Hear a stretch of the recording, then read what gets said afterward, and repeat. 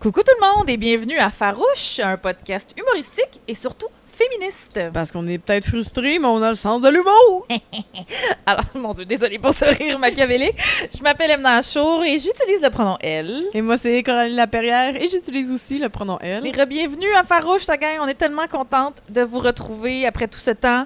J'en profite pour vous rappeler de toujours nous laisser des petites étoiles, des avis sur les plateformes de balado. Ça nous aide beaucoup. Continuez aussi à recommander Farouche aux féministes de votre entourage. Là, on veut repartir en grand.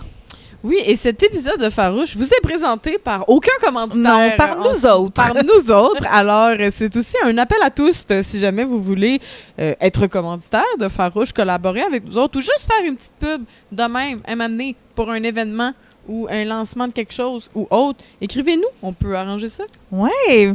Fait que dans l'épisode d'aujourd'hui, c'est le premier qu'on enregistre depuis le 1er mars quand même. Ça fait un petit bout. Mettons qu'on voulait vous résumer rapidement qu'est-ce qui s'est passé et pourquoi on a autant tardé. Bien, on en a parlé un peu dans les prolongations Patreon. Si vous êtes abonné à notre Patreon, patreon.com/farouche. On s'est séparés de Pivot, un média qu'on adore encore. On s'est séparés très à l'amiable. Mais donc, ça impliquait qu'il fallait qu'on reprenne toutes les tâches qu'on voulait, en fait, déléguer. Nous, c'était ça notre but, de pouvoir se concentrer plus sur le contenu et moins gérer l'admin. Finalement, ça n'a pas fonctionné, donc on s'est retrouvés avec toutes les tâches.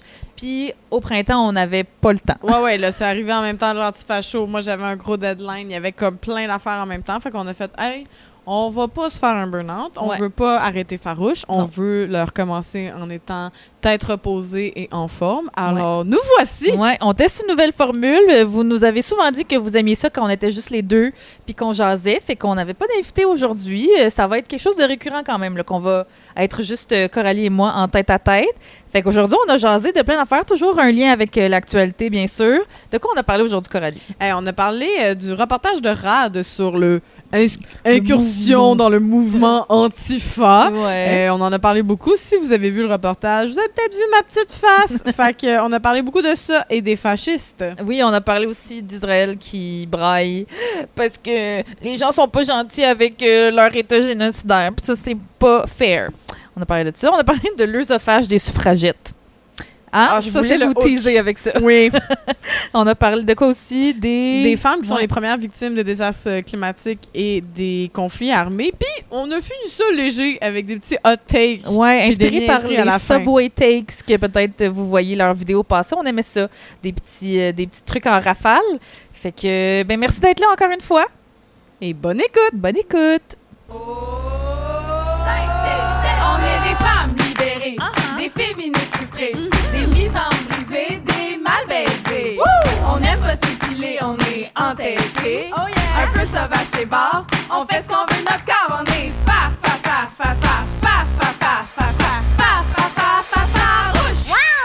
Approche-toi pas. Allô les farouches! Allô! Ça fait longtemps. Ça fait longtemps, long time no talker dans un micro. Oui, on est bien excités d'être de retour. Encore une millième autre formule. Puis, oui. Parce que je pense que vous aimez bien ça quand on jase. Fait que jasons. Maintenant, nous jasons. C'est rendu ça. Nous jasons avec des petites notes. Avec des petites notes quand même. On va quand même pas vous parler de notre fin de semaine. On veut quand même parler de la fin du monde. Oui, de la fin du monde, toujours. Un petit peu teinté. Farouche est teinté de fin du monde. Fait qu'on a encore des sujets... tu sais, qu'on s'est noté dans les dernières semaines, les derniers jours, qui ont rapport avec l'actualité. Puis on va partir là-dessus. On part-tu? On part là-dessus. Moi, je voulais parler du reportage de RAD. Ah, sur l'antifascisme. Sur le mouvement fasciste. Le mouvement antifasciste. Déjà, c'est tellement drôle qu'il ait appelé ça le mouvement antifasciste alors qu'il n'y a pas vraiment de mouvement. C'est une position politique que des gens sont... En tout cas, tu sais, ça n'existe pas vraiment. Puis il dit au début c'est Olivier Arbourmas, le journaliste de RAD. Si vous n'avez pas vu le reportage, je vous invite à aller le regarder quand même. Vous allez peut-être reconnaître une petite face. C'est ça, c'est parce que je suis dedans, là, puis que je voulais en parler. Non, mais c'est qu'en fait, c'est drôle parce que je suis dedans à deux endroits.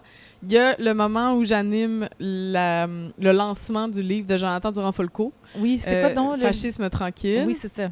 Fait qu'on me voit un petit peu juste l'animer, puis après ça, on me voit dans une manif. Puis je suis comme, yeah! Il est fait autour de toi, le documentaire. Oui, c'est moi pendant 1h15. C'est comme les retours des annulés, en fait. Non, c'est vraiment pas ça, la gang, pensez pas ça. Mais oui, en gros, fait que je voulais en parler, entre autres, parce que je suis dedans, puis que j'ai des choses à dire par rapport à ça. Ok, non, mais c'est pas que j'allais dire. Ben, en tout cas, peut-être, sûrement que je vais te laisser aller, puis au pire, je rajouterai, mais moi, c'est tout le temps le danger de. Ah là, il fait tout ça pour nous montrer les deux côtés de la médaille. Ouais. Tu sais, le fameux deux côtés de vouloir des droits pour les humains, puis vouloir pas de droits pour les humains qui sont pas des personnes de la race aryenne. Ouais, toi, d'ailleurs, t'as vu ça comment, le reportage, la première fois que tu l'as vu, genre? Moi, je vous avoue que depuis le 8 octobre 2023, je n'ai plus aucune attente envers les médias traditionnels.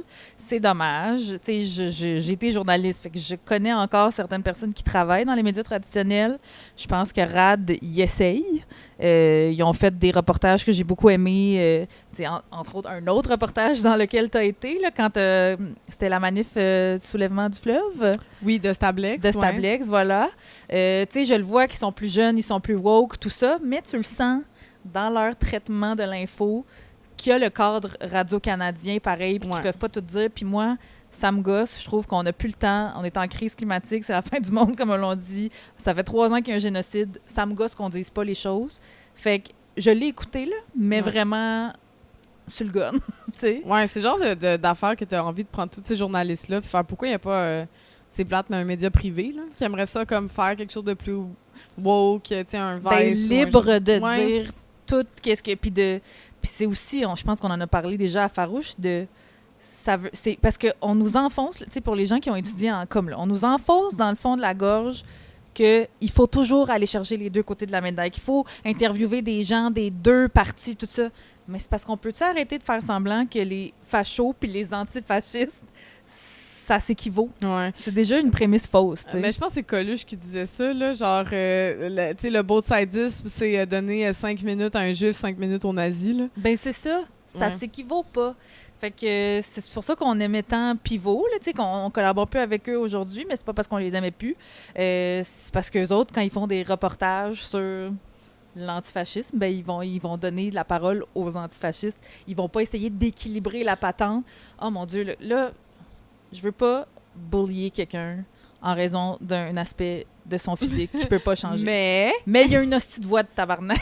Le gars, c'est quoi son... Je sais même pas c'est quoi son nom. Un gars de la Nouvelle Alliance. Là, si vous écoutez le reportage, à un moment donné, il y a un gars qui commence à avoir une voix très grave. Mais comme le pauvre, ça. il y a une voix de quelqu'un que genre on veut modifier sa voix pour pas qu'il se fasse reconnaître. Puis comme... Mais je pense quand même qu'il fait exprès, là. Tu penses? Ah, je suis pas mal donner sûre genre qu'il une se donne un... Ben profondeur, oui, là, il puis fait 5 pieds 2 puis il veut genre... Comme, désolé, T'as là... pas ce coffre-là. Non, t'as pas ce coffre-là. Moi, je pense qu'il exagère, là. Mais tout ça pour dire, c'est le moindre de ses défauts à ce gars-là, là, parce que tout ce qui sort de sa bouche... Si seulement son seul défaut, c'était de parler très grave, mais qui était vraiment fin, tu sais. C'est que là, c'est un fasciste quand même. C'est pour ça que je me permets de le bully parce qu'il est facho. Là. Je me permets pas de le bully à cause de sa voix. Non, ici, on est woke 2.0, c'est correct, on a le droit mon de le Dieu, niaiser. là, mais tout ce qu'il dit... Tout ce qui sort de sa bouche, c'est lunaire. Puis que la caméra puis le micro d'Olivier Arbourmand soit dans sa face, moi, ça m'insulte. Ouais. Ouais, ben, un moment donné, dans ce moment-là, là, je vous invite vraiment à regarder le reportage, mais sinon, on va écouter notre version du reportage, puis après ça, regarder. Vous nous direz si ça ressemble au reportage, c'est ce que vous aviez en tête.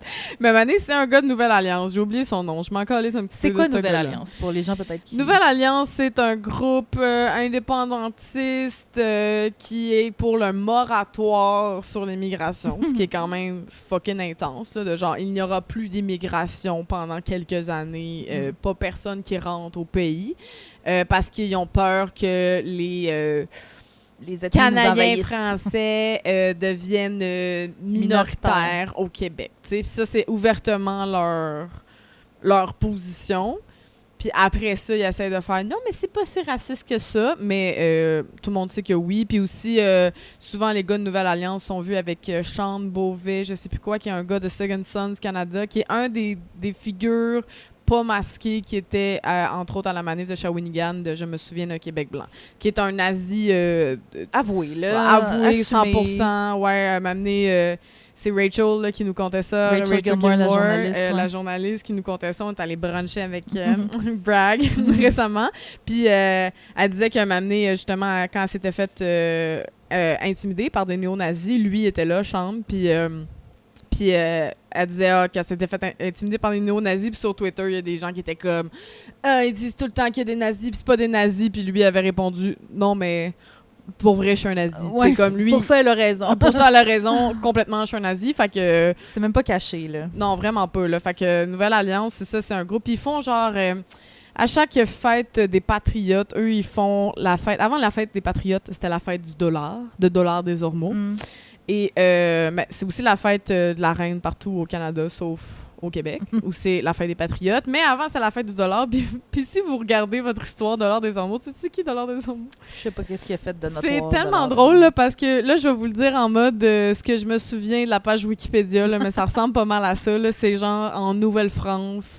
C'est un dude qui voulait... Puis là, je mets des gros guillemets, là, protéger la colonie des méchants autochtones qui étaient comme « Hey man, vous êtes sur notre territoire! » Me protéger de ma propre maison. Comme j'étais déjà là avant toi, mon chum. Ouais, exact. Okay. Puis lui, il a comme voulu se battre contre les Autochtones, puis il a foiré son affaire, là. Il a genre fait exploser un baril de poudre, là, puis il est mort. Mais c'est pas le fun, là. Tu sais, je pense que tuer personne, c'est comme tuer lui puis une gang. Mais l'intention était d'aller défendre la Nouvelle-France, puis il est comme resté un peu dans l'imaginaire de certains ethno-nationalistes. Mais comme pas tant que ça, parce que beaucoup aiment mieux fêter les Patriotes parce que Dollar, c'est un peu un cave, justement. Okay.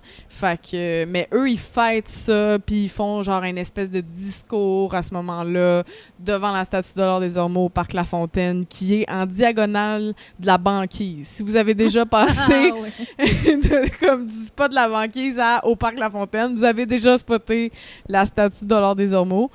Puis Nouvelle Alliance, c'est aussi à la manif de cette année, là, justement. Ouais. C'est ça là, que QS s'était fait critiquer, Québec solidaire était à la même manif pour la Journée des Patriotes. Ouais. Puis c'est comme, comment...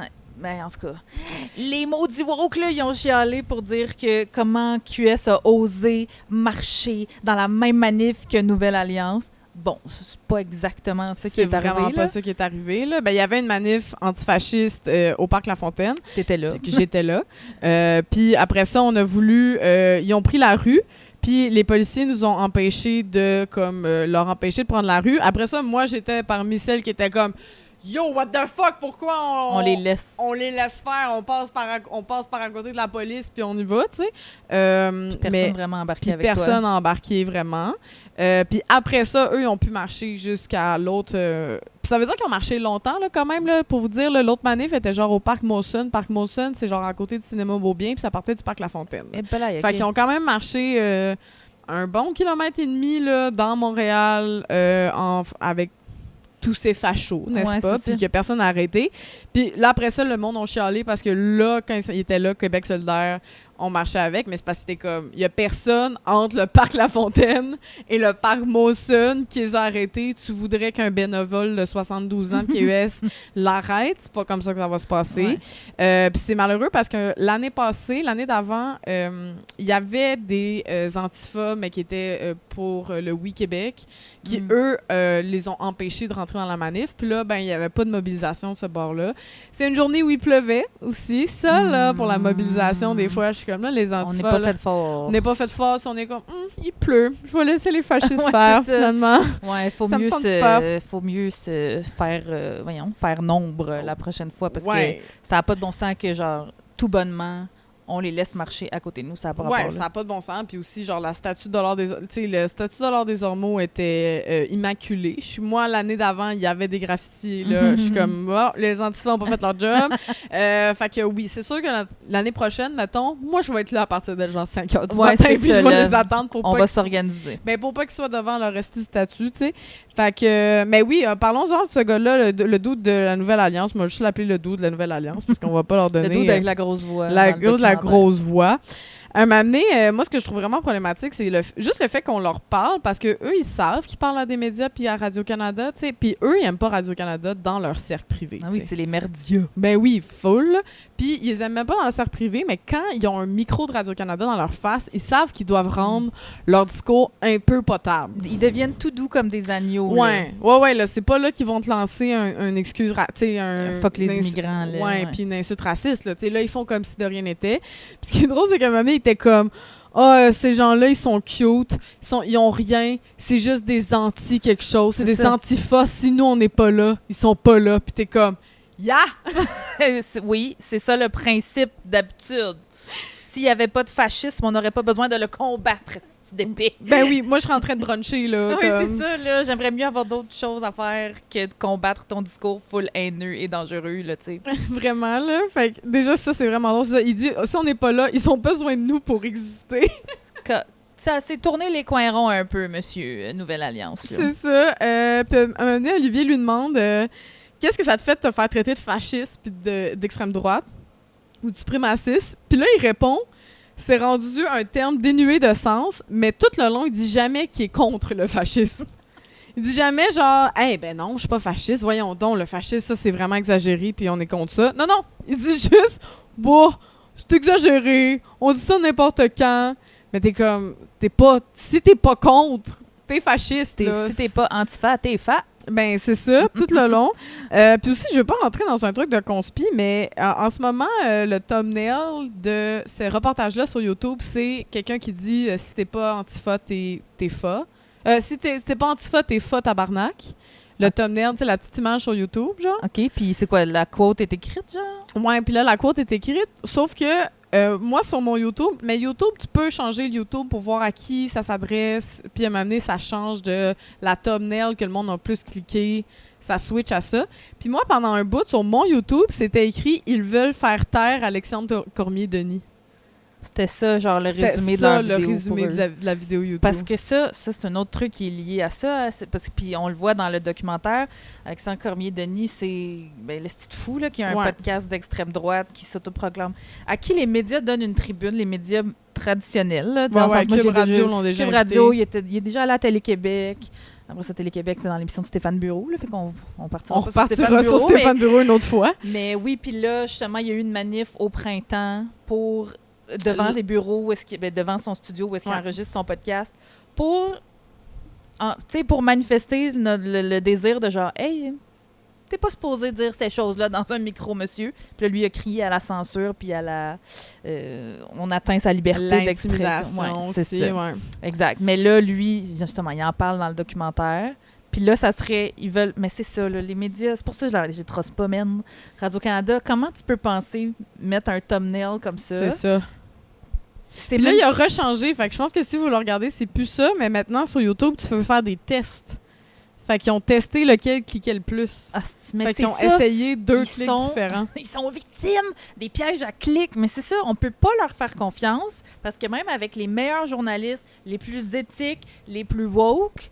Leurs boss en haut vont dire il n'y a pas assez de clics. Il faut que tu fasses un reportage qui clique plus. Ça, tout de suite, ça rentre en conflit avec le métier, le core du métier de journaliste. Fait que we're fucked. Les médias mainstream sont fucked. Ah ouais, vraiment. Puis en plus, Olivier Arbourmas, à la manif, il y avait des gardes du corps avec lui de Nouvelle Alliance à cause de l'histoire d'Alexandre Cormier-Denis parce que quand il était là, lui, dans son podcast, après, il a dit « il était de connivence avec les antifas. » Puis après ça, ils ont doxé.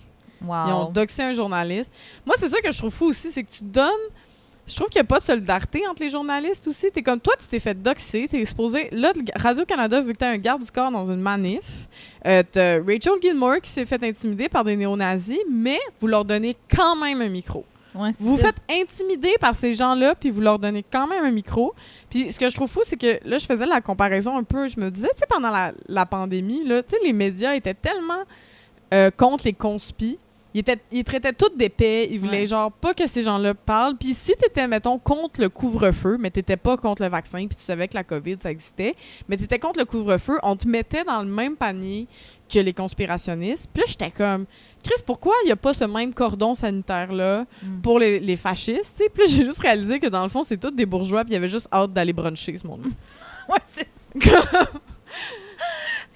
Ça pourrait avoir un lien, effectivement. Mais, ouais, je sais pas. J'ai l'impression qu'on perd des gens, que des gens se radicalisent du mauvais bord, puis que c'est pas 100% leur faute. Dans le sens, j'ai l'impression qu'il faut qu'il y ait des gens qui se responsabilisent, il faut que les médias se responsabilisent. Les personnes en position de pouvoir... Tu sais, Chris, t'as quand même le pouvoir de publier des choses sur Radio-Can. Nous, c'est parce que, Chris, on a lu là-dessus, on est éduqués, on a eu accès à des études supérieures, whatever, tu sais, qu'on est capable d'analyser les médias, mais c'est pas tout le monde. Non, vraiment pas. Puis on parle pas juste de différencier une fake news d'une vraie nouvelle.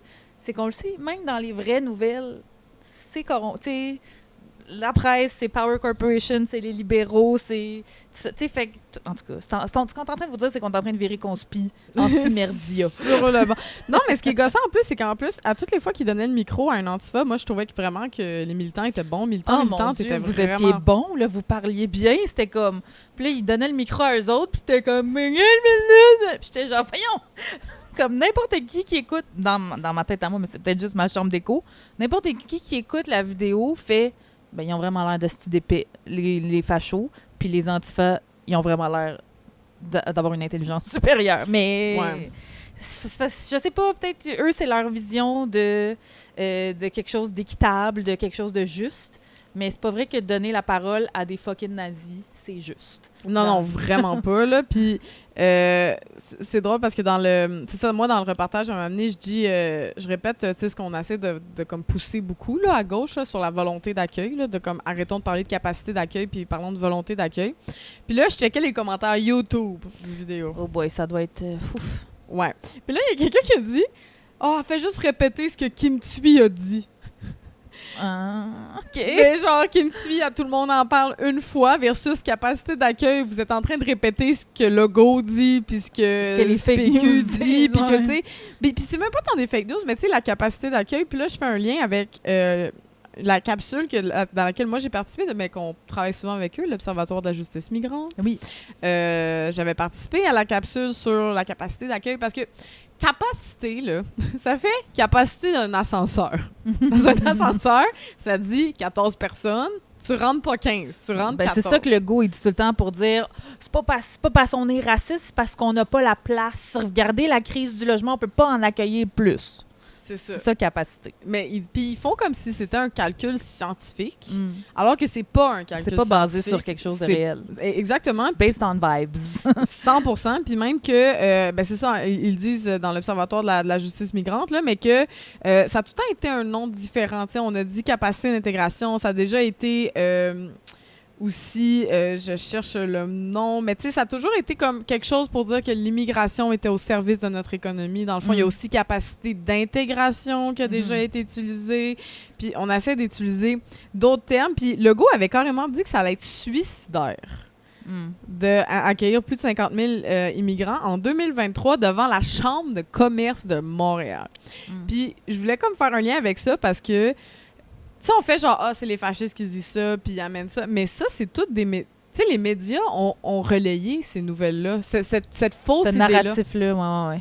Que Legault qui était comme, on va dépasser la capacité d'accueil. Comme si c'était une vérité. Alors que c'est juste quelque chose qu'il a décidé de lancer based on his racist vibes. Puis là, on s'est mis à relayer sans jamais questionner. Puis une chance qu'il y a des organismes comme l'Observatoire pour la justice migrante qui ils font un travail exceptionnel. Là. Pour vrai, si à un moment donné, vous vous posez des questions sur c'est ça, la volonté d'accueil, puis tous ces sujets-là reliés à l'immigration, allez voir leurs capsules, sont super bien faites, sont écrites par notre ami que vous aimez beaucoup, Manal Drissi, généralement en collaboration avec les chercheuses de l'Observatoire. Fait que c'est des vraies données. Ouais. Puis les médias ont une responsabilité de mieux faire leur recherche pour pas reprendre un autre narratif, là, mais... de juste pas utiliser le terme qu'ils disent à qui mieux comme ça, comme s'il y avait un calcul. Puis d'ailleurs, t'as le gouvernement Legault qui avait lancé un appel de projet avec un budget de 10 millions de dollars pour trouver le calcul de la capacité d'accueil. Et il n'y a aucun chercheur qui a répondu à l'appel. Non, c'est ça, because it's based on vibes. Parce que c'est pas vrai. Exact. Puis ça dépend à qui tu demandes. Genre, est-ce que tu demandes à des chambres de commerce puis du patronat qui, eux, veulent toujours plus de cheap labor, puis eux vont être comme, ben oui, ouvrir les valves de l'immigration, puis on va juste exploiter des gens quand ils arrivent ici, versus est-ce que tu demandes un organisme en intégration puis en accueil des immigrants. Tu sais, ça dépend à qui tu demandes. Puis aussi, ça dépend à ces organismes-là. Là, je suis vraiment plus en train de vous parler en mode, vous direz ça à votre mononcle raciste. Puis ça dépend aussi qu'est-ce qu'on fait avec ça. Je veux dire, c'est pas pareil, c'est quoi nos priorités? Parce qu'il y en a beaucoup aussi qui disent que quand on dit qu'on trouve ça raciste dès qu'on parle d'immigration, mettons, là. Dès que ces gens-là... Parce que moi, c'est ça que je disais aussi dans le reportage. Je suis comme, oui, c'est raciste si tu re-questionnes ça, parce que ce n'est que ça qu'ils re-questionnent. Ils ne re-questionnent pas notre façon de donner de l'argent aux riches. Ils ne re-questionnent pas les impôts, les paradis fiscaux, le système de santé, plein d'affaires.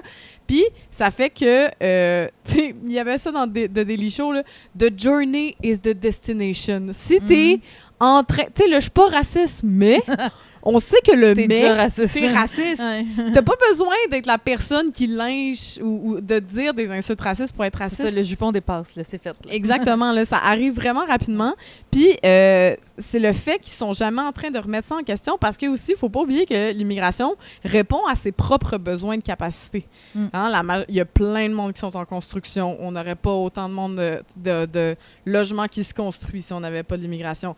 Le système de santé, c'est plein de personnes de l'immigration. Ben oui, on se rappelle des fameux anges gardiens de la pandémie qui prenaient soin de nos vieux pendant la COVID, puis c'était genre 98% des personnes issues de l'immigration.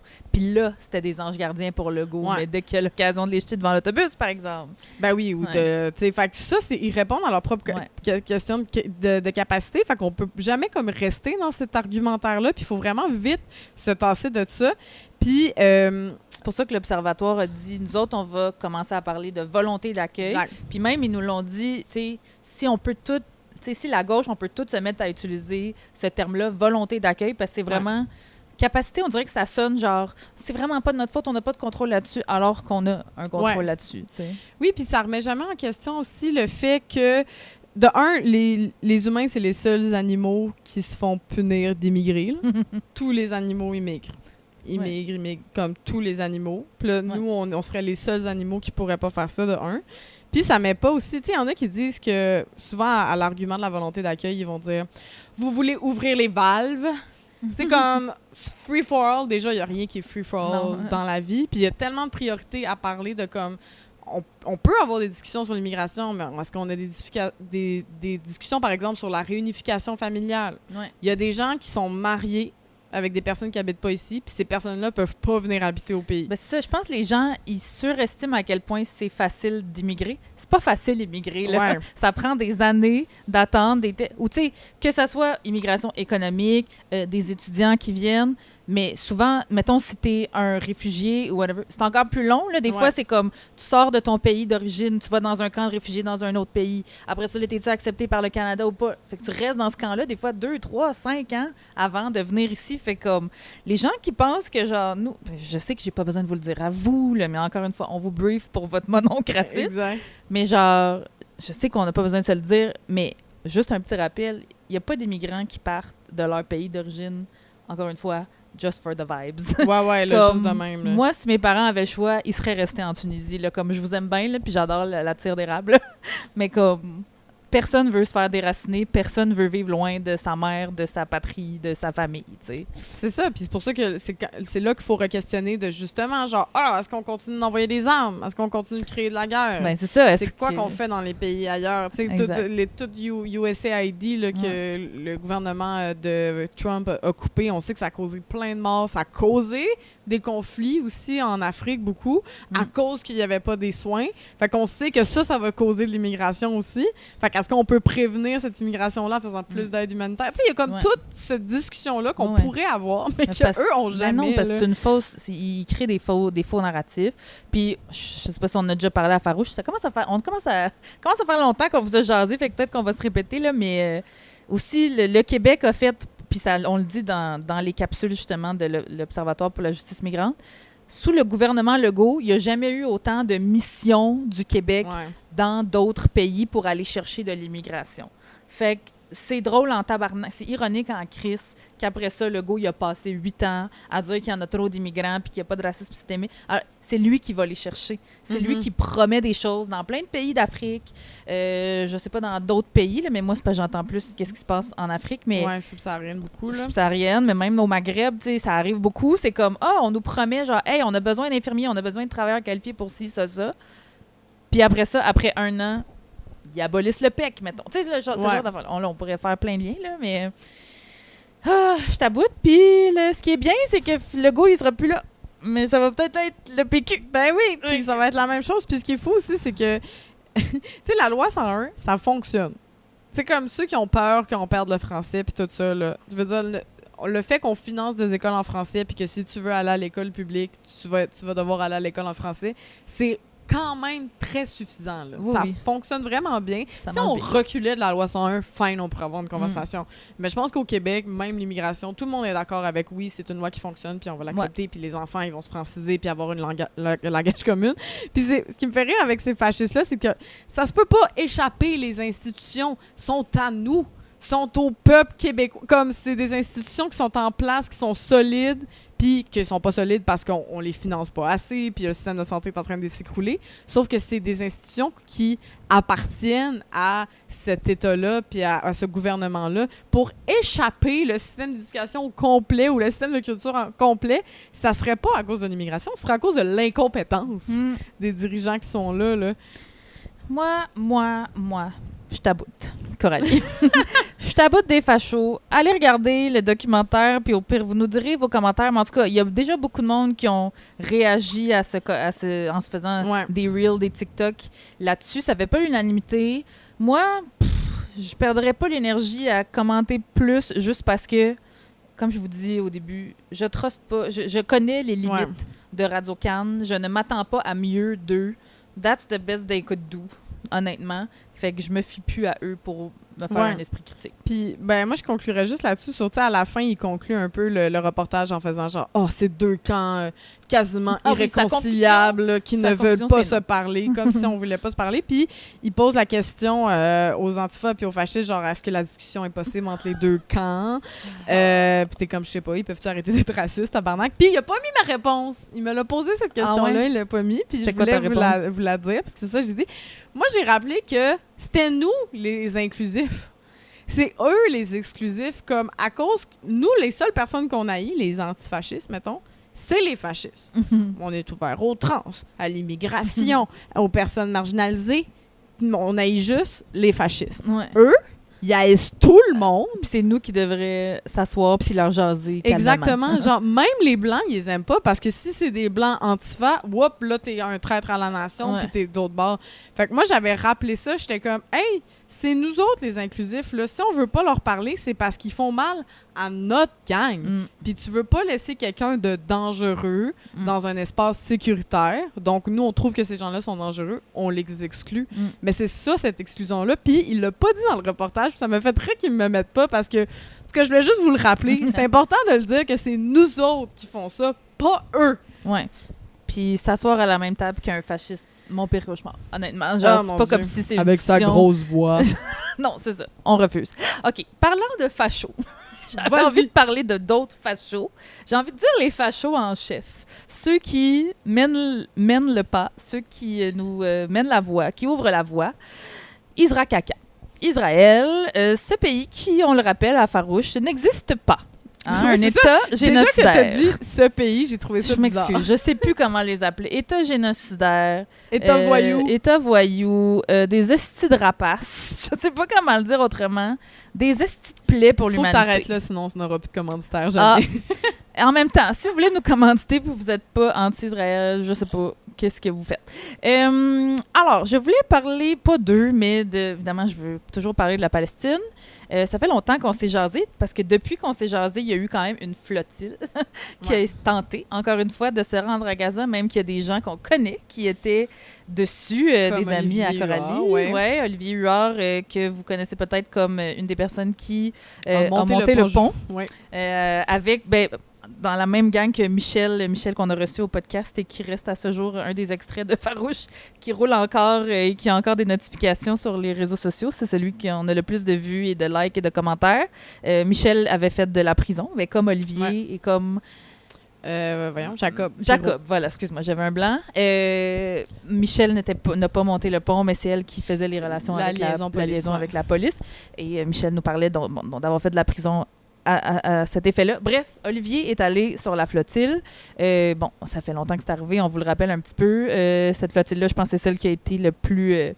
qui a été arrêtée par l'État génocidaire le plus rapidement. En fait, là, ils n'ont pas laissé s'approcher du tout. Ils ont arrêté en eau internationale, même pas. En fait, il y a eu une grosse flottille puis 2 mouvements d'arrestation. Une que c'était vraiment loin puis une qui était un peu plus proche. Des eaux Gaza, tout ça pour dire, donc, Israël qui a encore empêché des militants qui arrivaient avec des couches pour bébés et de la nourriture, de la poudre de lait pour enfants. Je pourrais tenter de bloquer le siège et que ça n'a pas fonctionné encore. Mais donc, encore une fois, on en a parlé pas mal dans les médias. Pas autant que les autres fois, j'ai l'impression, sauf quand Ben Gvir, le style ministre de la Sécurité intérieure de ce pays qui n'existe pas. Ben Gvir, je ne sais pas si on a déjà parlé à Farouche, là, c'est le monsieur israélien qui se promène avec une broche en forme de nœud coulant. Parce que c'est... Il y a une broche? Oui, il y a une petite broche, puis à sa fête, son gâteau avait une forme de nœud coulant. C'est des psychopathes. Pourquoi? Parce qu'il avait réussi à instaurer la peine de mort pour les prisonniers palestiniens.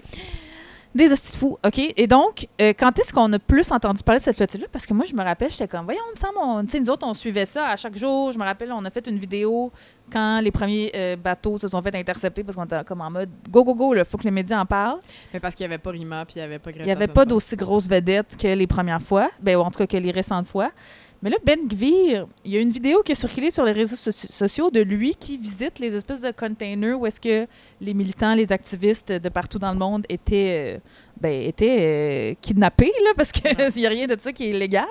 Puis là, il humiliait publiquement des activistes blancs. Et là, tout d'un coup, c'est devenu viral, cette affaire-là. C'était horrible, cette vidéo-là. Pour moi, c'était comme, ben oui, enfin, une preuve que... C'est un petit mardi en Israël. Mais c'est un petit mardi en Palestine, cette affaire-là, pour les Palestiniens. Là. Fait que j'étais comme... Ce double standard-là, évidemment, m'a bien fait chier, parce que c'est comme, quand c'est des Palestiniens qui se font torturer, c'est comme, non, mais c'est un conflit compliqué, hein, on sait pas exactement ce qui se passe, je vais avoir besoin de plus d'informations pour me prononcer. Mais quand c'est des Européens, des Australiens, des Blancs en général qui se font torturer, c'est comme c'est une atteinte à la dignité humaine. Fait que, tu sais, puis je pense Mark Carney est intervenu, il a dit qu'il allait comme demander à Israël de release the hostages ou whatever, comment il l'a wordé. La France a contacté Israël aussi pour genre leur dire, hey, là, peut-être faudrait slacker. Mais comme, ils n'ont jamais fait ça pour les Palestiniens. Fait que... Ouais, puis ils nous avaient compté, Olivier et Cynthia sont venus le 23 juin. Ouais, Cynthia, qui est la conjointe d'Olivier et qui a aussi participé, sans aller, je pense, sur les bateaux. Non, mais elle a aidé à la coordination. Ouais, elle les a entendus, je pense, soit en Turquie ou en Italie, je suis sûre. Puis elle a aidé à la coordination. Puis normalement, tu sais, quand ton conjoint, ton époux est arrêté là, dans un autre pays, tu contactes Affaires canadiennes internationales, puis ils te reviennent. Et elle disait que le 23 juin, il avait toujours pas renvoyé un courriel d'accusé de réception ou de genre oui, on va s'occuper. Alors que le 23 juin, ça faisait longtemps qu'Olivier était revenu. Il était revenu, là, mais il avait pas fait le suivi alors qu'elle disait qu'il y a d'autres ambassades, genre l'Espagne, qui ont vraiment répondu plus rapidement à l'appel, mais que le Canada a laissé ça, là. Super longtemps sans aucune réponse. Là, est-ce que t'es as-tu vus depuis qu'Olivier est revenu, à part quand ils sont venus à l'Antifacho? Non, à Saint-Jean. Non, j'ai juste vu à ce moment-là, mais tu sais, Olivier me dit qu'il était quand même un peu beaucoup traumatisé. Là, tu sais, il disait que Mamie il était avec des amis, puis ils ont parti un barbecue, puis le petit... tu sais, que le petit bruit d'électricité, ça lui a rappelé les tasers qu'il entendait, genre, puis qu'il était comme, je pense que je suis traumatisée, finalement. parce que c'était horrible, là. Il y a aussi eu des femmes qui se sont fait agresser sexuellement à ce moment-là. Il y a eu une Française qui a parlé de ça aussi. C'était vraiment grave, là. Puis, en tout cas, ce qu'Olivier m'a dit rapidement, c'est qu'il était comme... Moi, je suis juste sortie de radicaliser, là. Il est comme, maintenant, c'est un État voyou, c'est un État qu'on peut pas laisser comme ça. C'est un État qui a pu...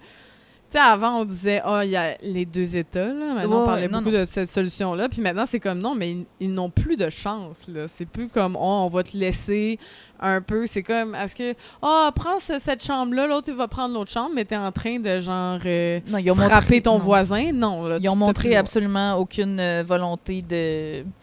rien d'empathique, rien. Non, c'est genre 100% voyou. Fuck Israël, désolé les commanditaires, mais sorry, not sorry, en fait. Puis, je voulais même rajouter un truc que j'ai posté aujourd'hui en story, fait que j'avais envie de vous en parler, là. Parlant d'Israël qui dit que les gens sont pas gentils avec son État génocidaire, OK? Je sais pas si vous avez vu ça passer, mais le CIJA, qui est le Center for Israel and Jewish Affairs, c'est basé à Montréal, OK?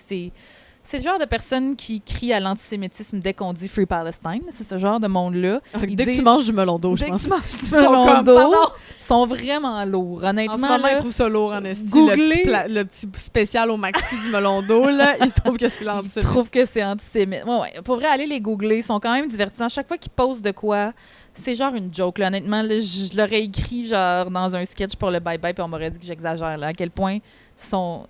Je sais pas, sont pas self-aware ou ils font exprès, je sais pas. Mais dans le fond, ils ont fait récemment, ils ont critiqué le Festival de jazz de Montréal.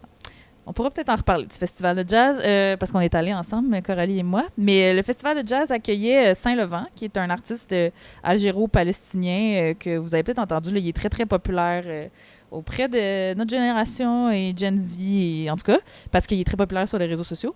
Il est venu au Festival de jazz, il a fait un show gratuit extérieur et il a aussi fait un DJ set après au MTLUS avec son père. C'est genre Bad Bunny, Afrique du Nord. Ouais, c'est genre Bad Bunny il est comme un peu beau, genre. Oui, c'est un beau gars. Il est jeune. Mais moi, je suis pas allée à son show parce qu'on est allés 3 jours avant, Coralie et moi, avec des amis, voir Naïka qui...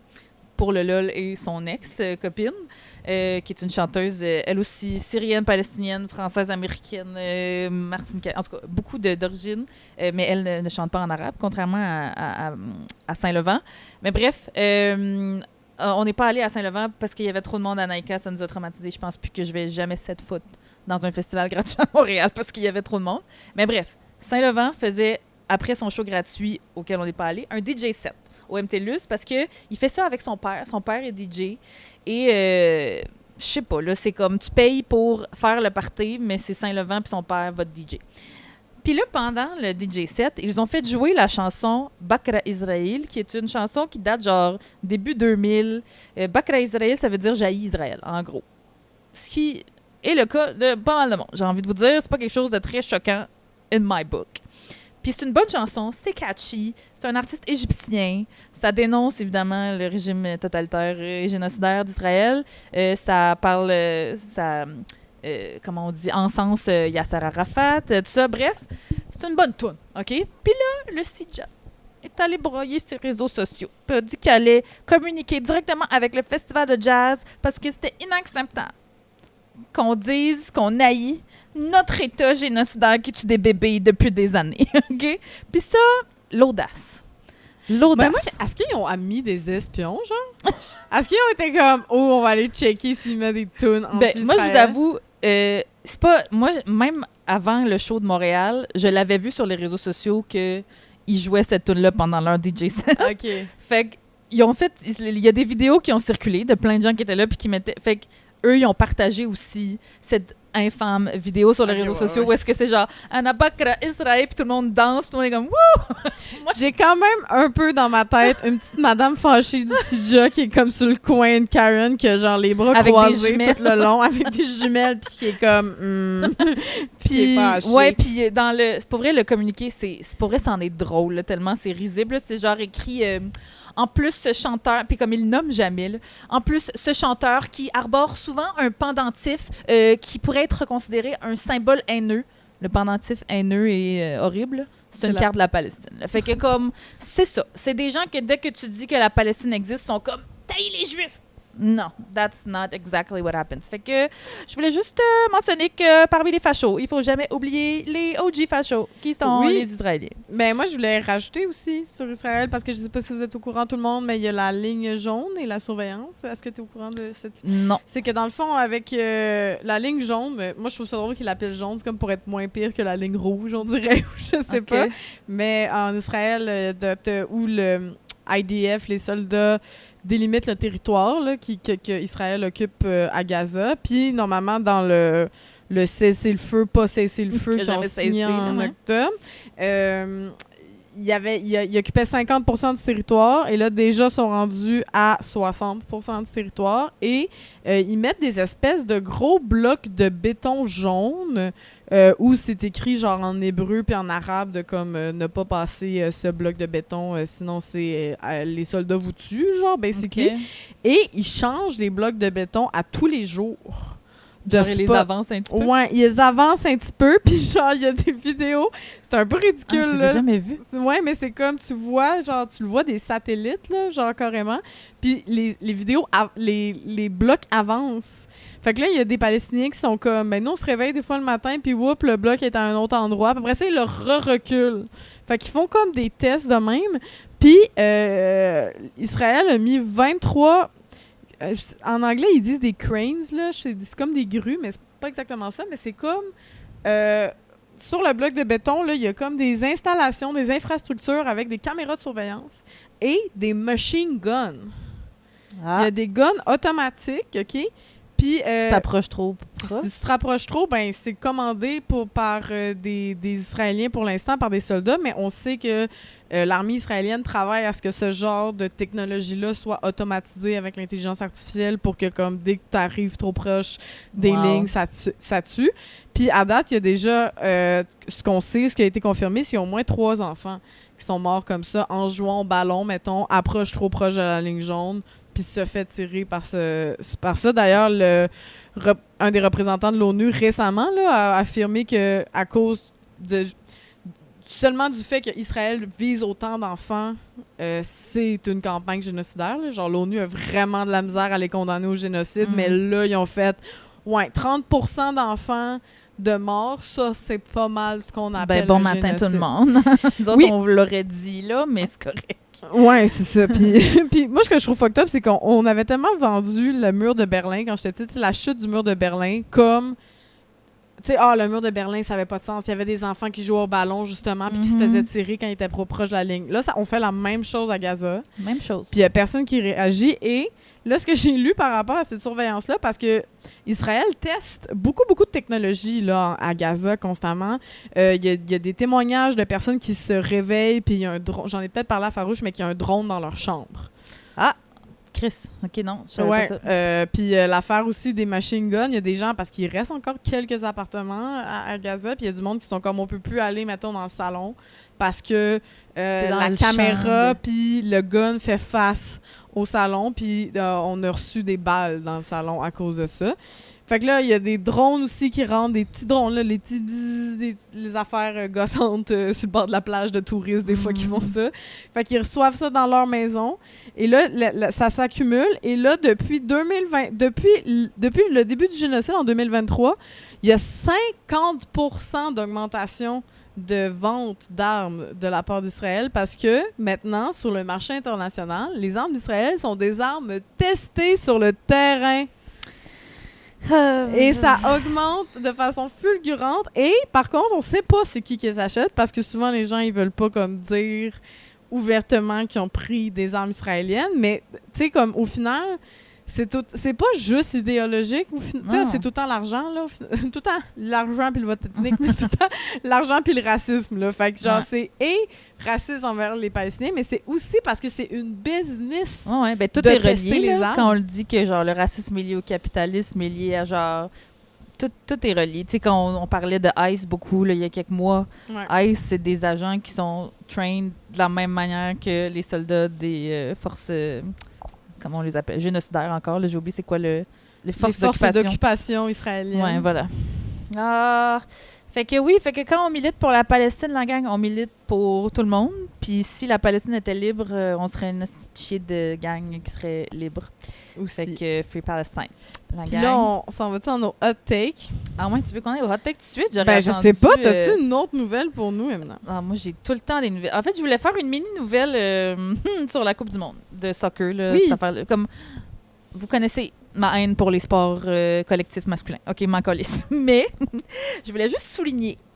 C'est quand même ça, toutes les fois que tu parles de sport. C'est comme, je les haïs. Je veux juste rappeler que I love them. Non, j'ai pas du tout écouté la Coupe du monde, mais je m'en torche pour vrai.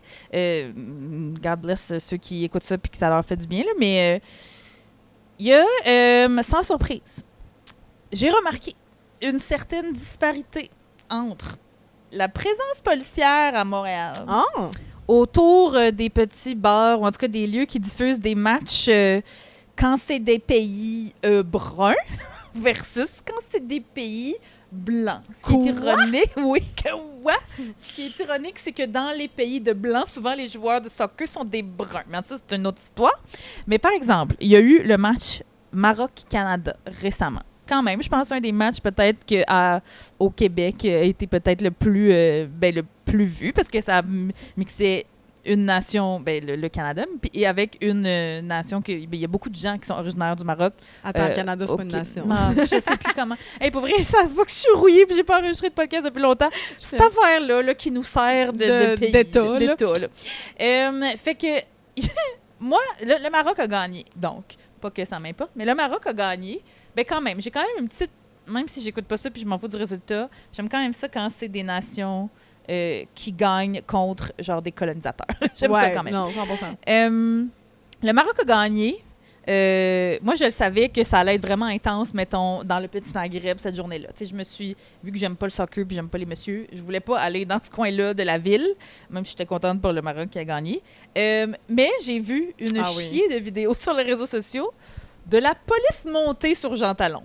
Ça, c'est des images qui marquent quand même pour des gens qui festoient. Il y a des gens aussi qui ont eu des amendes, genre des contraventions de genre centaines et de milliers de dollars pour avoir festoyé trop fort. Ça, en tout cas. Puis là, je me suis dit, je connais la réponse, mais j'ai posé la question sur mes réseaux sociaux en mode, moi, j'étais pas là. Comme je vous dis, là, sur Jean Talon, quand c'est arrivé, j'ai juste vu des vidéos. J'étais pas là non plus, mettons, quand le Canadien s'est rendu full loin dans les séries cette année. Puis quand... Mais ça m'a fait penser à quand la France a gagné la Coupe du monde il y a quelques années, en 2018, je pense. Parce qu'il y a beaucoup d'immigrants français à Montréal, vous le savez. Moi, je me rappelle des images, là, de genre la rue Mont-Royal, la rue Saint-Denis, bondée de monde. Ouais. Je me rappelle pas d'avoir vu la police monter dans ces coins-là. Non, mais là-bas, c'est piéton. C'est pas piéton sur Jean Talon. J'ai envie de dire que c'est aussi ça, Saint-Denis, c'est pas piéton. Hein? Fait que Saint-Denis, ils n'ont aucune excuse, mais c'est aussi ça le racisme systémique, la gang, de la police montée sur Jean Talon dans le Petit Maghreb à Saint-Léonard, mais versus des high-fives quasiment avec la police quand on est devant le Barouf sur Saint-Denis. Je voulais juste souligner ça. Ça, c'était un petit truc que je voulais souligner. Mais je pourrais continuer longtemps. Ah, j'ai vu. OK, non, il y a un truc que je voulais te parler. Je me suis dit que t'aimerais ça. Attends, mais je vais parler de la manif. OK, vas-y, parle de la manif. Je voulais juste de le rappeler parce que il y a aussi Émilie Fleming-Dubuc qui a partagé récemment, si vous l'avez vu, comme quoi elle avait reçu de l'intimidation de la police l'année passée quand elle organisait des manifestations contre la loi 97 sur les coupes forestières. Oui, Émilie qu'on a reçue au podcast, qui est une femme Inuk qui est très, très impliquée dans plein de causes, mais principalement comme ça qui va au kilomètre 134. Oui, au chemin 134 pour bloquer des coupes forestières, dans le fond. Puis en tout cas, je le rappelle à tout le monde là, qui sont comme moi, mais est-ce que c'est illégal une manifestation? Est-ce que c'est légal de fêter dans la rue notre joie que le Maroc a gagné? Et je vous rappelle que oui, c'est légal. Et que quand la police fait ça, c'est que la police crée vraiment de la répression. Puis, la Ligue, je vous le dis, parce que la Ligue des droits et libertés, j'étais allée faire bien des recherches parce que je vous parlerai de des secrets en prolongation que je ne parlerai pas maintenant. Mais bref, je suis allée refaire des recherches. Coralie s'y connaît. Disons que Coralie s'y connaît. Oui, Coralie a de l'expérience. Puis, c'est légal. Dans le fond, il y a eu un jugement après les grosses manifs de 2012. Puis pendant le printemps étudiant. Il y a eu beaucoup. Il y avait eu P6, si vous vous en souvenez. Il fallait qu'on donne un itinéraire si on était plus de 10 personnes. Puis ça, c'était bien drôle. Là. Si vous avez vécu 2012, dès qu'on était genre 11, on était comme « Il faut donner notre itinéraire! » Moi, je veux juste dire, excuse, juste parenthèse, ça m'a fait penser, Marie-André Labbé, qui est aujourd'hui autrice prolifique, qui écrit Stat, entre autres. À l'époque, en 2012, elle était une jeune autrice pour des émissions de télé plus humoristiques. Puis moi, on est amis Facebook, elle et moi, on se connaît depuis longtemps. Fait que sur Facebook, elle écrivait souvent des statuts Facebook de jokes. Puis là, elle a écrit genre, quand cette loi-là est sortie, elle a écrit la famille Dion est maintenant considérée comme un rassemblement illégal. On va sacrifier Claudette à Noël. Comme une affaire de même. Puis c'était à ce point-là que c'était ridicule. Fait que oui, depuis ce temps-là, ça a été prouvé que c'était juste de la répression, puis on a regagné le droit de manifester. Oui, mais en fait, ça allait en cours d'appel. Le règlement de P6 de la Ville de Montréal et aussi un règlement de la Ville de Québec, j'ai oublié c'était quoi le nom de ce règlement, là, mais qui était super intense. S'il y a du monde de Québec qui nous entendent puis qui ont manifesté à Québec en 2012, vous savez comment la police de Québec était pire que le SPVM. Et je pense qu'ils n'aiment pas les côtes. Ils n'aimaient pas qu'on puisse manifester des côtes. Est-ce que ça leur faisait mal au mollet?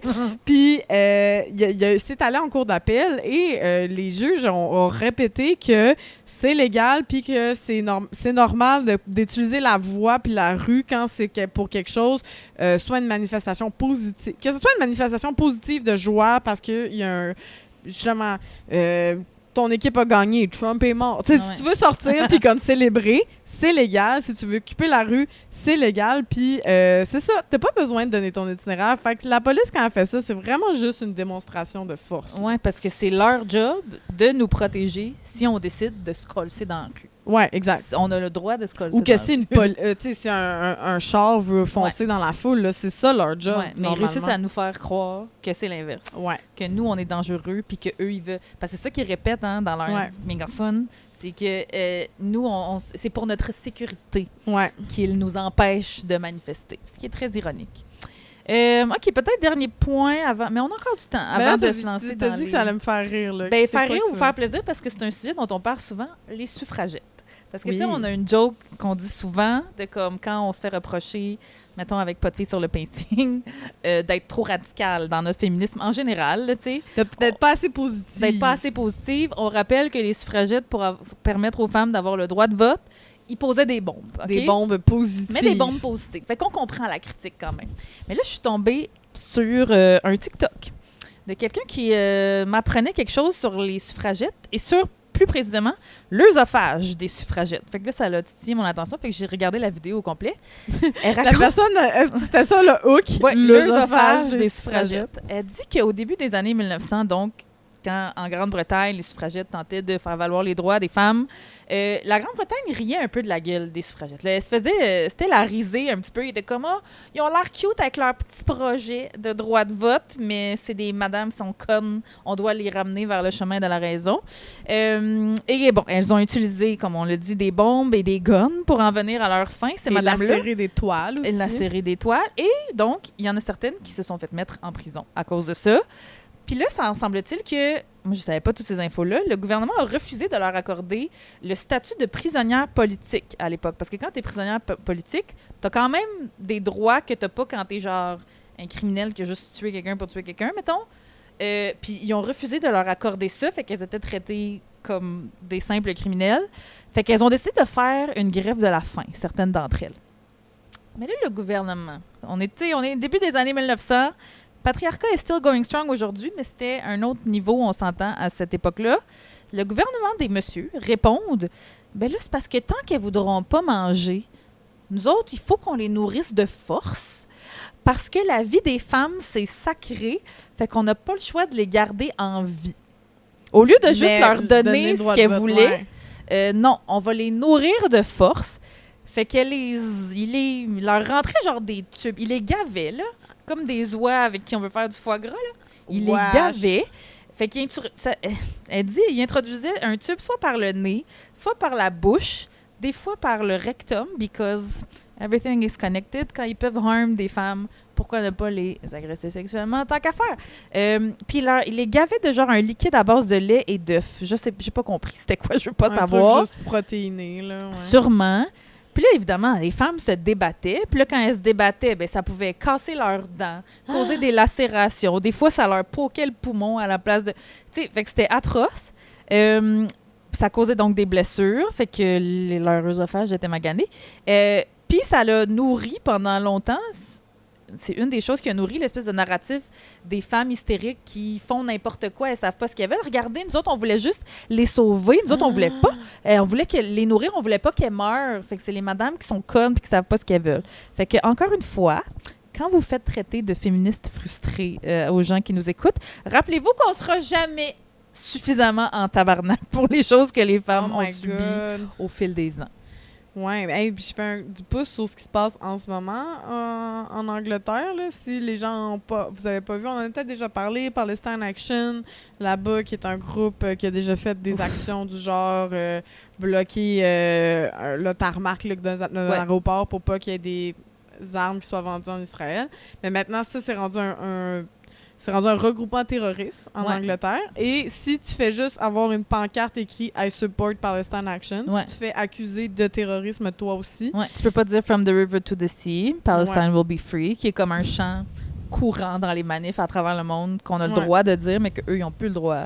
Oui, alors aussi, il y a des activistes qui ont fait qui se sont filmés devant la police, puis étaient comme « OK, puis mettons, je dis, on peut tuer des enfants, tu vas-tu m'arrêter? » Non, la police fait rien. Si tu dis From the River to the Sea. Ils les embarquent tout de suite, là, puis violemment. Là. Ouais, vraiment. Puis en ce moment même, là, si vous regardez, il y a en ce moment des procès d'activistes là-bas. Puis ce que je voyais, c'était quand même triste. C'était un reportage où on voyait ces procès-là, puis on voyait des petits messieurs, des petites madames qui étaient comme « Hey, je pensais pas qu'on allait remettre des activistes pour la paix en prison. Je pensais qu'on était passé ça, là. Qu'on était passé à autre chose. Qu'on se disait, OK, les gens qui se battent pour la paix, c'est des personnes qu'on protège, qu'on respecte, puis qu'on considère c'est les bonnes personnes de la société, là. Ouais. C'est des gens qui sont prêts à mettre leur vie en jeu pour la paix, puis c'est comme... Non. Oui, ben les prisonniers comme ça pour la Palestine atroce. Ben Rima Hassan, la députée de France insoumise en France qui... fait face à la justice en ce moment pour apologie du terrorisme, elle aussi. À cause d'une publication sur Facebook. Ouais, fait que, tu sais, ça, où on en parlait tantôt, de, tu sais, les amis activistes qui ont monté le pont pour dénoncer la crise, tu sais, l'inaction du gouvernement dans la crise climatique, se sont fait jeter en prison aussi. Fait que c'est un petit reverse.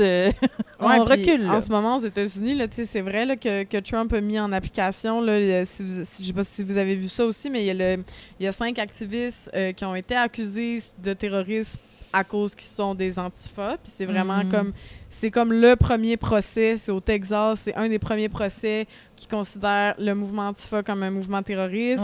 Ouais. Et là-dedans, c'est vraiment juste une action, c'était une action en fait de feu d'artifice qui pitchait à côté d'un centre de détention de ICE. Puis le but, c'était comme de montrer qu'il y avait des gens qui étaient pour les immigrants, qui étaient en détention, puis de leur faire une espèce de manifestation sonore. Genre, pour dire, on est là, on pense à vous, là, on est là, on essaye. Ouais. C'était tout du monde qui se connaissait pas vraiment, puis il y a une personne là-dedans qui a amené un gun, puis qui a tiré vers quelqu'un de « je me rappelle plus de l'histoire exactement », mais pas les autres, OK? Puis les autres étaient vraiment juste là pour... Mais parce qu'ils étaient habillés en noir... En fait, ils ont considéré qu'ils étaient tous dans le même groupe terroriste parce qu'ils étaient habillés en noir et qu'ils avaient Signal sur leur téléphone. Franchement. Et qu'ils avaient des zines antifascistes. Puis, une des personnes qui s'est fait arrêter puis qui est considérée comme terroriste, c'est quelqu'un que quand sa blonde s'est fait arrêter, elle lui a dit « Va cacher les zines de Antifa qu'il y a dans le char, genre. » Puis parce qu'il a déplacé une caisse de zine, il n'était pas à la manif. Il a déplacé une caisse de zine. Lui aussi est dans la gang. Il est accusé de terrorisme sous ces nouvelles lois-là de Antifa. Puis ça me rappelle que si vous avez Signal, tout le monde, et que vous avez un téléphone Apple,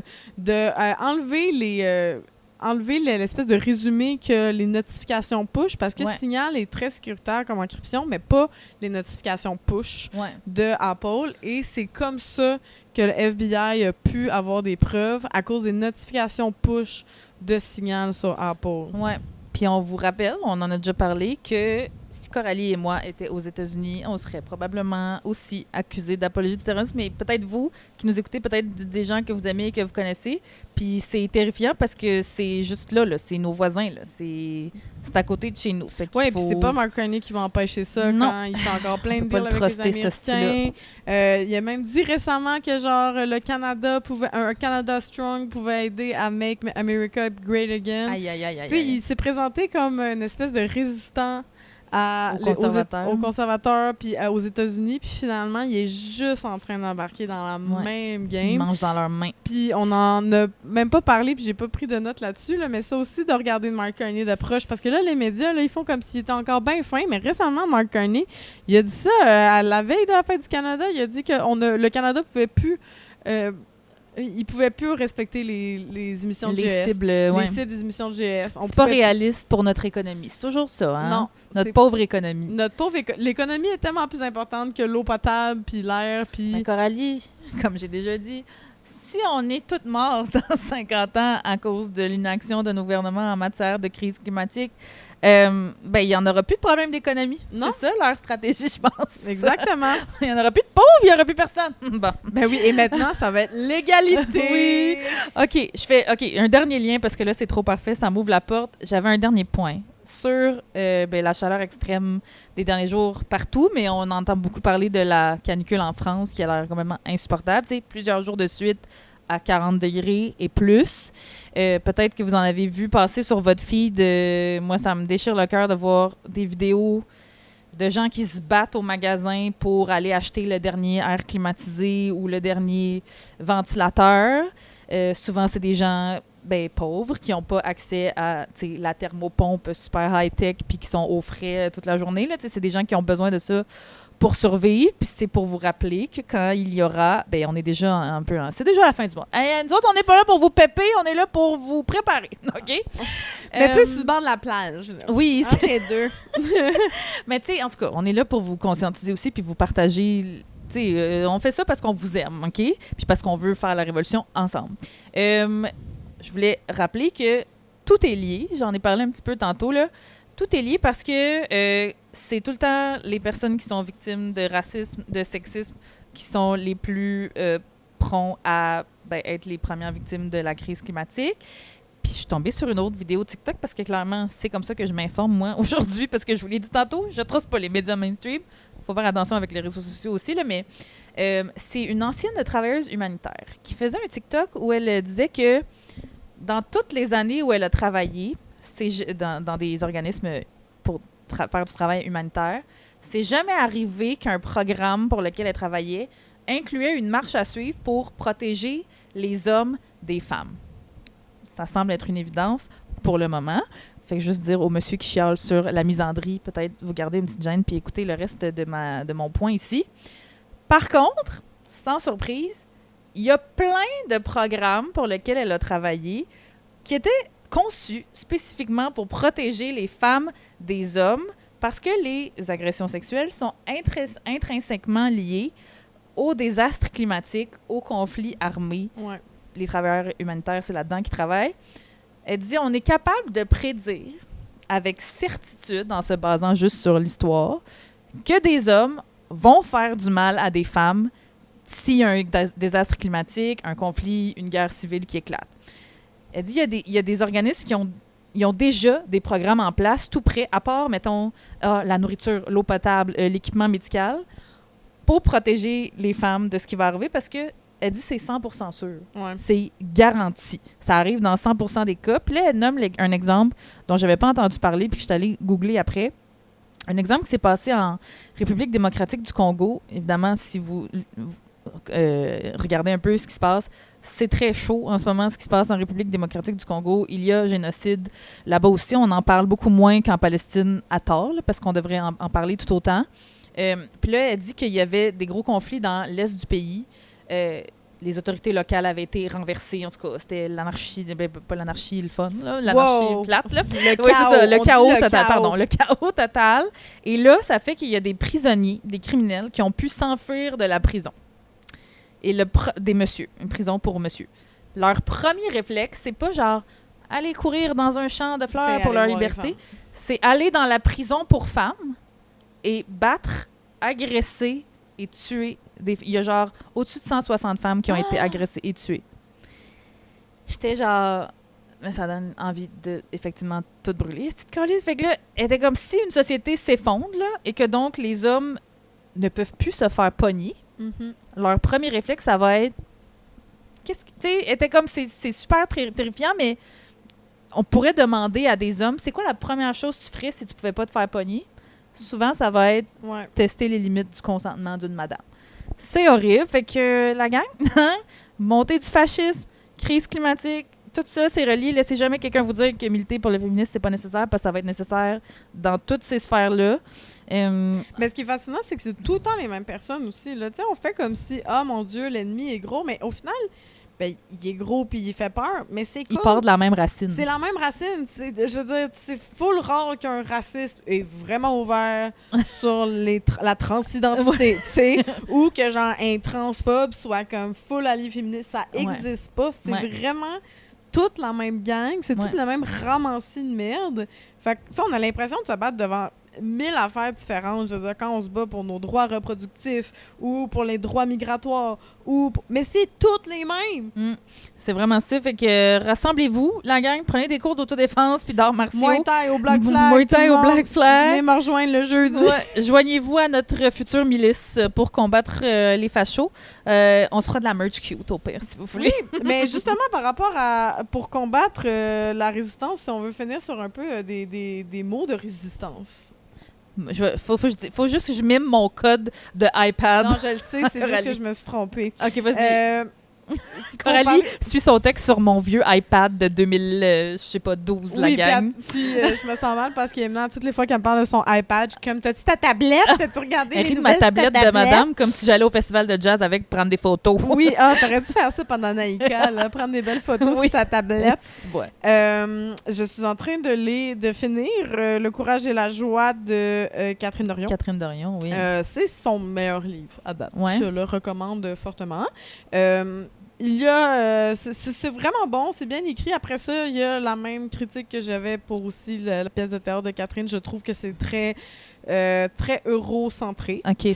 Malheureusement. Elle parle du génocide en Palestine, elle parle des autres affaires, mais des exemples de résistance, je les trouve un peu eurocentrés, mais c'est quand même vraiment intéressant sur la résistance. Puis, en tout cas, elle a un exemple vraiment comme tout petit, mais que je trouvais cute, qu'elle disait comment...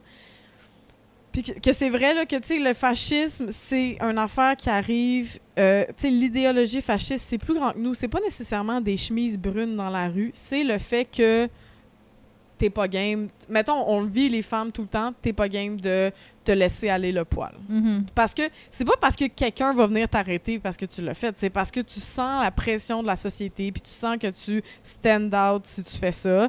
Puis les humains, on est des êtres sociaux, puis c'est sécuritaire faire partie d'une société, fait qu'on essaie tout le temps de faire partie de cette société-là. Ouais, de fit in, ouais. Puis le fascisme s'appuie beaucoup là-dessus.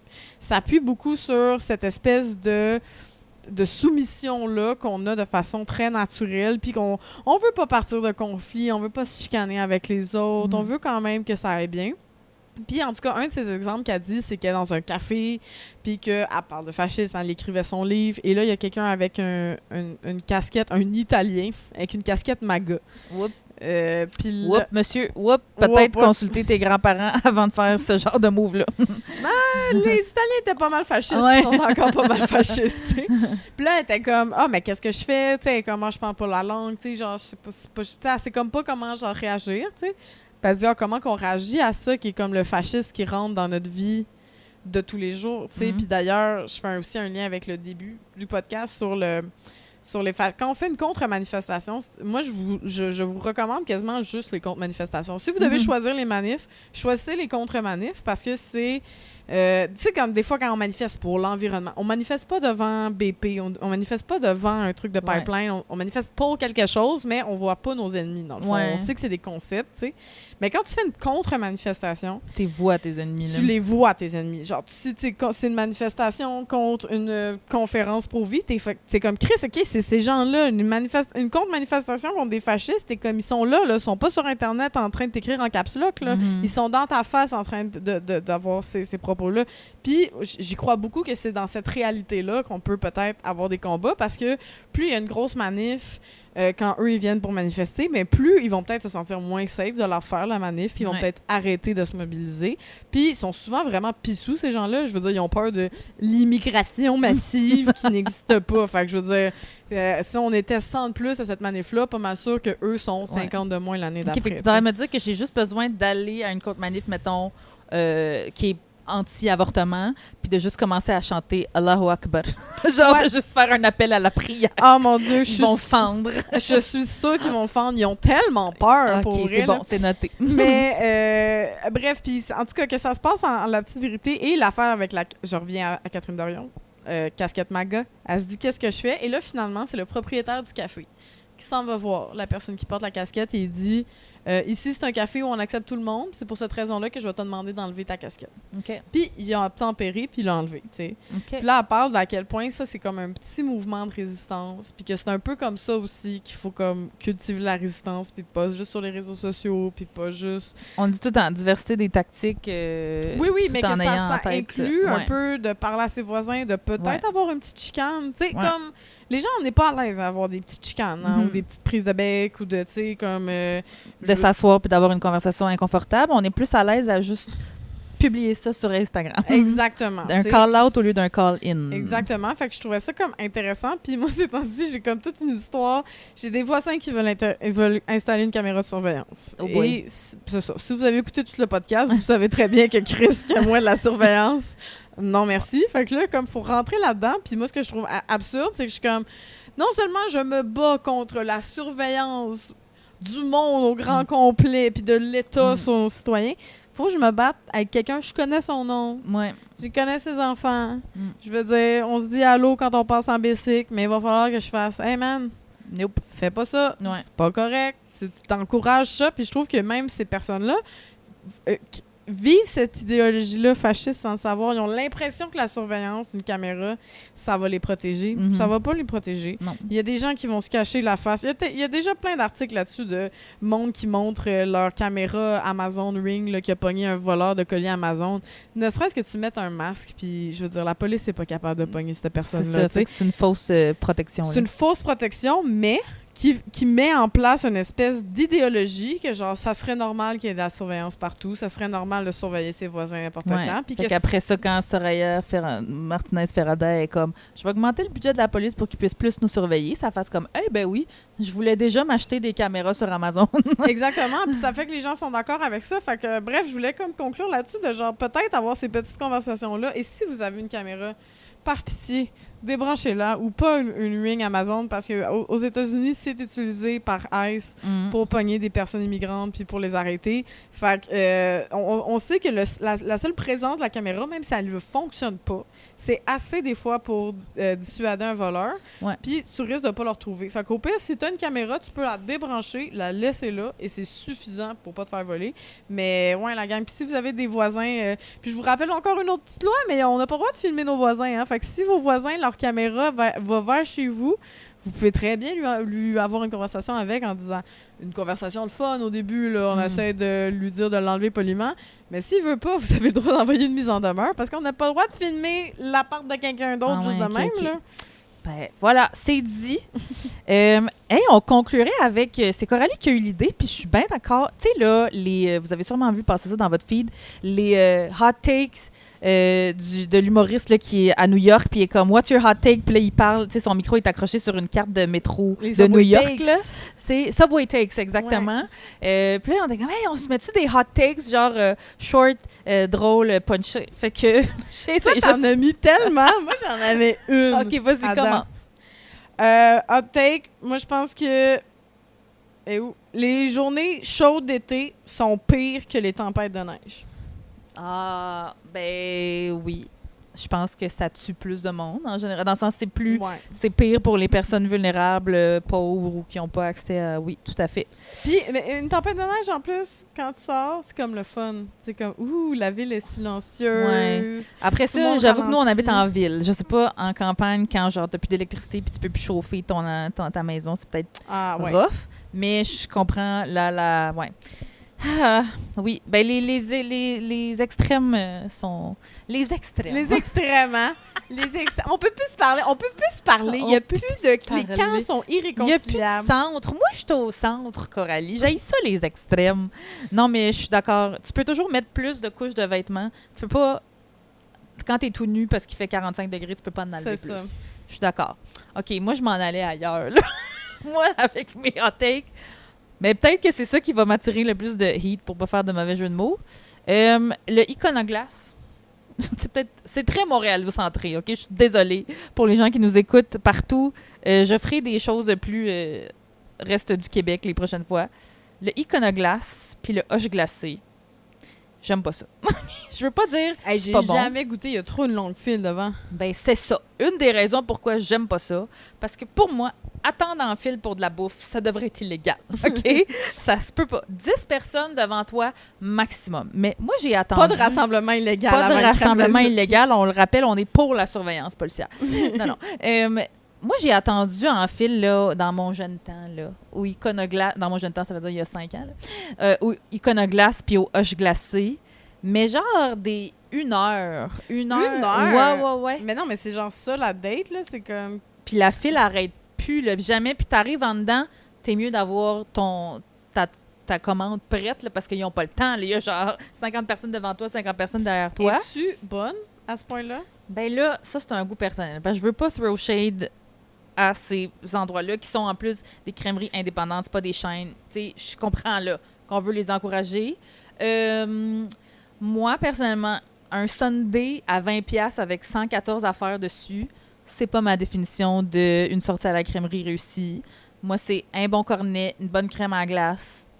Là, on n'est pas commandité, mais je pourrais vous nommer mes préf à Montréal. Mais en tout cas, me dis, Crèmerie, écrivez-nous, puis on fait une tournée des crèmeries pour des moi, cornets. j'adore. Mais moi, j'aime bien les crèmeries, tu sais, pas fancy, là. Genre, il y a un tourbillon, pas au Smarties, parce que Nestlé, c'est cancel, là, mais...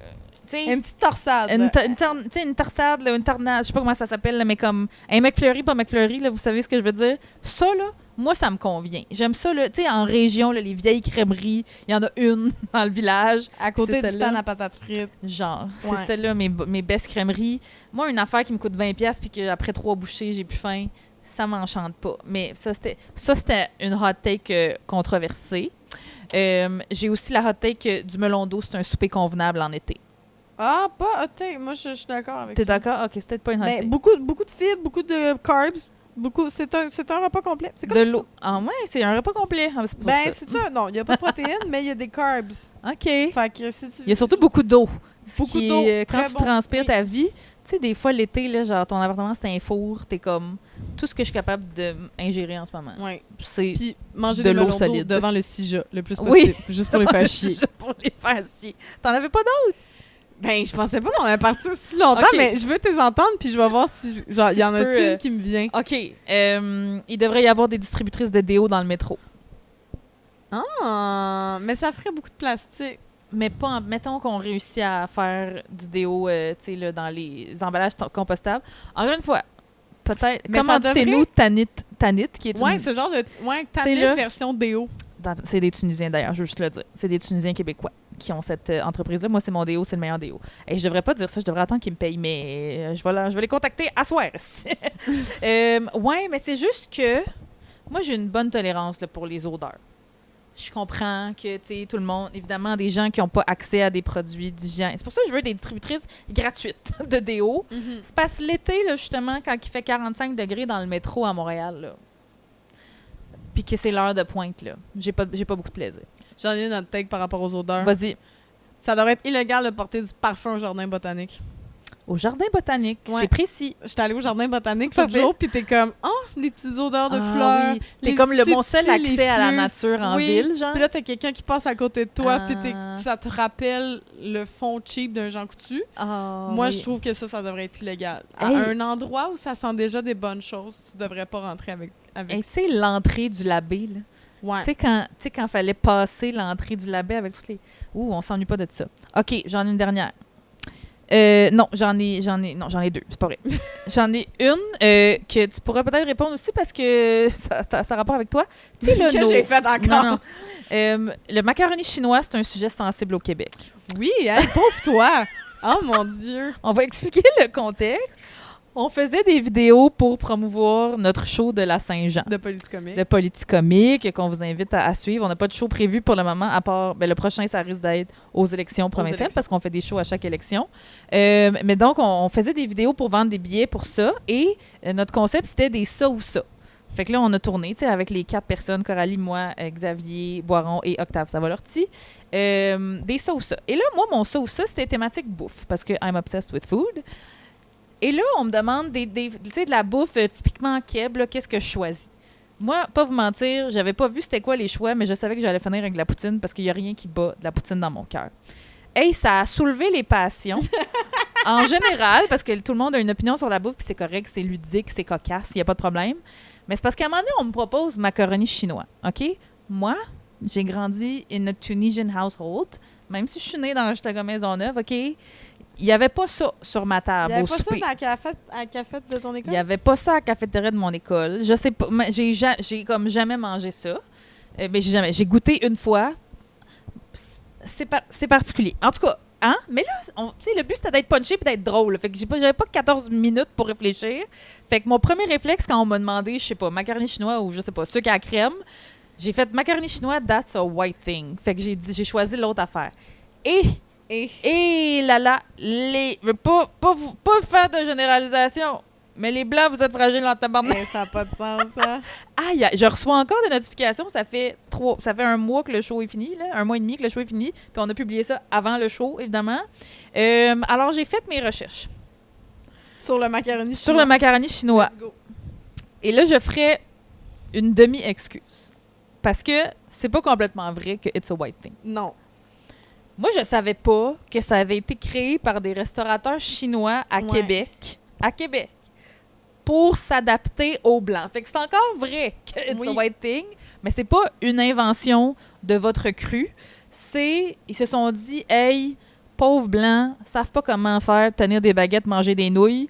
On va prendre leur bon vieux macaroni coudé, puis on va crisser de la sauce soya là-dedans.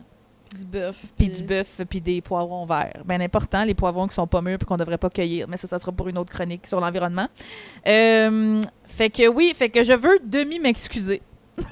Parce que c'est ça, les gens là, de la gauche, là, on est capable de take a loss, de take an L, OK? Puis on est capable de dire quand est-ce qu'on a merdé. C'est pas un white thing. C'est pas 100% a white thing, mais il faut se calmer. Il y a des Palestiniens qui meurent. Faudrait peut-être slacker l'indignation sur le macaroni chinois. Voilà. Et puis, je ferai une parenthèse, fun fact, parce que je viens de l'apprendre un peu, mais que le quartier chinois à Québec, il y avait un quartier chinois à Québec. Ouais, déjà ça, je savais pas. Ouais, qui n'existe plus à cause du racisme et à cause de l'autoroute du Frêne. OK. L'autoroute Montmorency, en tout cas, vous venez m'écrire, parce que j'ai peut-être pas raison. Mais en tout cas, ils ont détruit le quartier chinois pour faire des autoroutes. Ah ouais? À Québec. Fait que les chars, c'est aussi raciste. Les chars, c'est raciste. Vous l'aurez su ici. Tout est relié, la gang! Tout est relié tout le temps. Puis, on conclut. Ben oui, moi, c'est ce qui conclut l'épisode. Et moi, j'aimerais conclure. J'ai mis un petit babillard. Je me suis fait pas une chronique babillard, mais parce que j'aimerais ça les encourager. Fait que je vous en parle aujourd'hui. Comme quand on sort de l'épicerie puis il y a des petites annonces là, sur le babillard. Parfait. Parfait. Annonces. Là, c'est une petite annonce parce que je les aime et j'encourage leur organisme. Un petit shout-out aux greniers agricoles qui sont en ce moment en levée de fonds La Ruche. Si vous connaissez pas La Ruche, c'est une levée de fonds où, éventuellement, si tu atteins ton objectif, souvent, tu as l'équivalent de ton objectif fourni par Desjardins et fonds de je sais pas quoi. Et, ou juste une plateforme pour recueillir lever des fonds. Ouais. Mais là, dans leur cas, ils demandent 95 000 $. C'est pas un petit montant. C'est quoi le grenier? Les greniers agricoles, dans le fond, c'est des organismes que vous avez... C'est un organisme que vous avez peut-être déjà vu si vous êtes dans des foires militantes, des fois, parce que c'est un organisme qui nourrit la lutte pour la justice climatique et sociale gratuitement dans les événements. Okay. Et c'est souvent de la bouffe végé, vegan, et c'est tout le temps fucking délicieux. Et ils font ça avec des invendus de fermes locales. Quand ils ont réalisé que genre il y avait plein d'invendus dans les fermes parce qu'il y avait des légumes du fruits pas beaux puis du gaspillage, ils ont décidé de comme faire le tour puis de, tu sais, comme cuisiner ça et de redonner ça à des militants. Et en ce moment, ils sont en train de se faire une petite ferme à l'île Bizarre, à Montréal, qu'on peut accéder par le REM maintenant si vous voulez aller faire un tour en vélo. Oh mon Dieu, un jour, je veux qu'on enregistre un podcast dans le REM. J'adore le REM.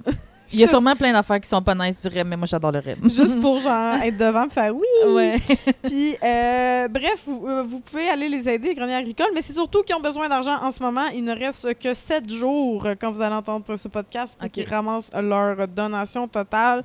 Puis, s'ils ont leur objectif de 95 000 $, ils reçoivent 95 000 $. Oui, c'est ça. Le but, c'est qu'il faut qu'ils atteignent leur objectif pour toucher les fonds. C'est comme un petit gamble avec la ruche. Ouais, je sais pas pourquoi on s'inflige ça, mais c'est... Ouais. Parce que je pense que c'est pas... Soit il n'y a pas de frais si tu atteins l'objectif, en tout cas. Oui, en tout cas, mais tu sais, ils se sont donné un gros objectif, mais en même temps, c'est ça, pour leur objectif, c'est pour faire des ateliers d'éducation pour des pratiques agricoles durables et la lutte contre le gaspillage alimentaire. On aime tout ça à Farouche. On aime le fait qu'ils nourrissent la lutte pour la justice climatique. Fait que, s'il vous plaît, je vais le mettre dans la description. Allez donc donner au grenier agricole. Vous pouvez donner à Patreon également et encourager Farouche. C'est un super podcast que vous avez écouté toute cette heure. Mais s'il vous reste un petit peu de cash, s'il vous plaît, aidez des gens qu'on aime bien qui créent cette lutte et qui la continuent pour nous. Ben, merci pour ce petit segment babillard. C'est ce qui conclut officiellement ce premier épisode estival de Farouche, la gang. On espère que vous avez aimé ça. N'hésitez pas à nous laisser des commentaires. On va rester un peu plus longtemps pour le retour de nos fameuses prolongations Patreon. Pour l'écouter, il suffit de devenir membre de n'importe quel palier. Dès que vous vous abonnez à notre Patreon, vous avez droit aux prolongations. Donc, c'est au patreon.com/farouche. Oui, vous avez peut-être entendu, vous avez peut-être remarqué qu'on n'a pas de commanditaires en ce moment dans cet épisode. Donc, on se cherche des collaborations. Donc, si vous êtes une petite entreprise avec des valeurs similaires aux nôtres, vous pouvez nous contacter et on peut collaborer ensemble, ou peut-être juste un one-time deal où vous êtes genre une maison de femmes, vous organisez un événement, vous voulez qu'il y ait plein de monde qui vienne, puis vous voulez vous en parler, on pourrait faire ça. Et sinon, vous pouvez nous contacter dans nos DM ou par courriel au farouche.podcast@gmail.com. Sinon, on se retrouve la semaine prochaine pour un autre épisode relax sur le sofa de Emna. Merci, Emna! Ben, merci, Coralie, d'être venue chez nous pour enregistrer ça. N'oubliez pas de nous laisser un avis sur les plateformes de balado. Là. Je vous avoue, là, dans les derniers mois, ça a été complexe. Il a fallu qu'on republie plein d'épisodes parce qu'il y a eu un bug avec Balado Québec. Mais là, on vous remercie d'être encore à l'écoute, même si on n'a fait aucune pub dans les dernières semaines, mois. Suivez-nous sur les réseaux sociaux. Parlez de Farouche autour de vous. C'est comme ça qu'on élargit cette belle communauté après tout. Oui, et pour les abonnés Patreon, on se retrouve tout de suite pour la prolongation. Et pour les autres, à bientôt les Farouches! À bientôt!